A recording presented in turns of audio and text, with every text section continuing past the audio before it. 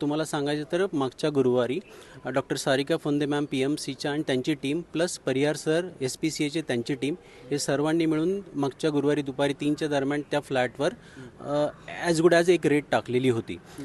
पण तरी एवढे अधिकारी आले असून 2 तास त्यांना वेटीस बाहेर त्यांनी उभं केलं होतं. पोलिसांचं संरक्षण असताना सुद्धा त्यांनी दरवाजाच उघडला होता. याचा अर्थ काहीतरी गडबड होती त्या फ्लॅटमध्ये.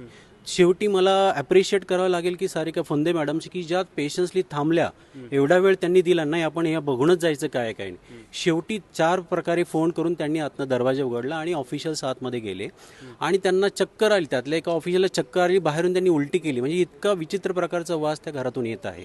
तो वास कसला आहे, काय आहे, ती काय केमिकल रिॲक्शन असते, ते सगळं एकदम जर कोणी इन्व्हेस्टिगेट केलं त्यांना सापडेल काहीतरी गडबड आहे याच्यामध्ये. दुसरं सांगायचं की जेव्हा ते ऑफिसर आतमध्ये गेले त्यांना तो काउंट 350च्या वर आहे असं त्यांचं ऑब्झर्वेशन आहे. 350. हो, आमचं जे काही डिस्कशन बाहेर आल्यानंतर झालं त्याप्रमाणे त्यांनी सांगितलं असं आहे. पण लिखित स्वरूपात आमच्याकडे अजून अहवाल आलेला नाही. मोस्टली मंडेला तो आमच्या हातात येईल. त्याप्रमाणे आम्ही परत एकदा तुमच्या समोर येऊन आम्ही डिटेलमध्ये आमचे चेअरमन असो सेक्रेटरी सगळे तुमच्याबरोबर व्यवस्थित बोलतील, कारण आमच्याकडे सध्या डॉक्युमेंट नाही आहे. जे काय आमचे सह्या घेऊन गेले, पंचनामा झालेला आहे, त्यांची पण सही आहे पंचनामावर, ते जे फ्लॅटधारक आहे त्यांची पण सही आहे.